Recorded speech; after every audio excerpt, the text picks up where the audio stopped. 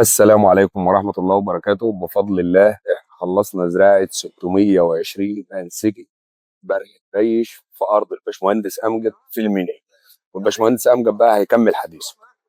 احنا تشرفنا بكم وبصراحة بسم الله ما شاء الله زراعة محترمة. ثانيا بسم الله ما شاء الله عيدان كبيرة، انا ما كنتش متوقع الحجم ده يعني، ولكن ان شاء الله عشمانين في الله خير ان هم ربنا يتمنى لنا على خير وتبقى كويسة، زراعة كويسة بفضل الله. ربنا انا شايف ان يخطر. الزراعة كويسة بفضل الله وفضل الباشمهندسين، والمجموع الجذري والمجموع الجذري كويس خالص بسم الله ما شاء الله.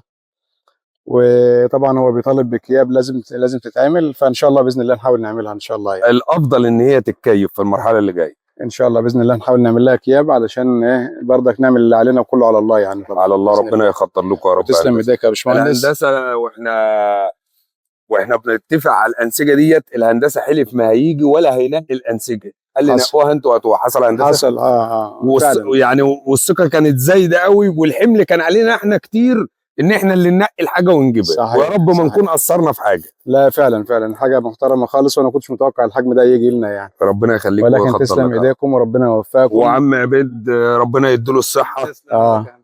الله يكرمك، الله يخليك. ربنا يخضر لكم يا رب يا هندسة. بالتوفيق يا هندسة، الله يبارك فيك يا رب. تسلم يا حبيبي، تسلم يا هندسة. يلا.